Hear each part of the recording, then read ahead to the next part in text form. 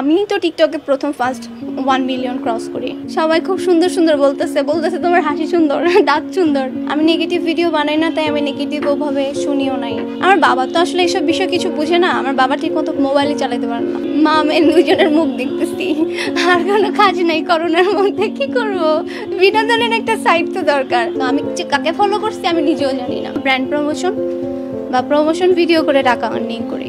করোনার টাইমে তো অনেক বোর্ড টাইম গেছে, তো ওই টাইমে হলো টিকটক করা পড়ছে। অনেকে করছে পাবজি খেলছে, অনেকে ফেসবুকে কন্টেন্ট আপলোড করে রান্না বান্নার কন্টেন্ট করেছে, ওগুলো আপলোড করেছে। আমি টিকটক করেছি। আর বিনোদনের জায়গায় সবাই অনেক সাপোর্ট করছে। আর যেহেতু সবাই ঘরে বসেছিল, সবাই হাতে হাতে ফোন ছিল তখন, তো ওই সাইডটা আমার জন্য পজিটিভ সাইড ছিল, যে ওইটা থেকে আমি আসলে উঠে আসছি।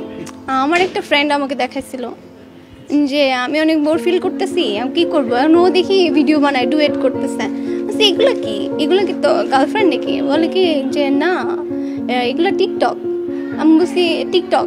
বলছে ও আচ্ছা। বলতেছে তুমিও ডাউনলোড দিয়ে এটা করতে পারো, তুমি তো নাচ পারো, ভালো এক্সপ্রেশন দিতে পারো। আমি বলছি ওকে। এখন দেখি ভালোই লাগে, 100-200 ভিউ হইতেছে। তারপর রুট করে দেখি 1 লাখ ভিউ হয়ে গেছে। সবাই খুব সুন্দর সুন্দর বলতেছে তোমার হাসি সুন্দর, দাঁত সুন্দর। তো ভালোই লাগছে। তারপর থেকে আস্তে আস্তে করা। আর আমার বেশিরভাগ, আমি অনেক টাইপের ভিডিও আপলোড করতাম তখন আর কি। বেশিরভাগ আমার স্যাড ভিডিওগুলো সবাই অনেক পছন্দ করতো। আমার দুঃখী মন, ভাঙা হৃদয় সবার অনেক পছন্দ।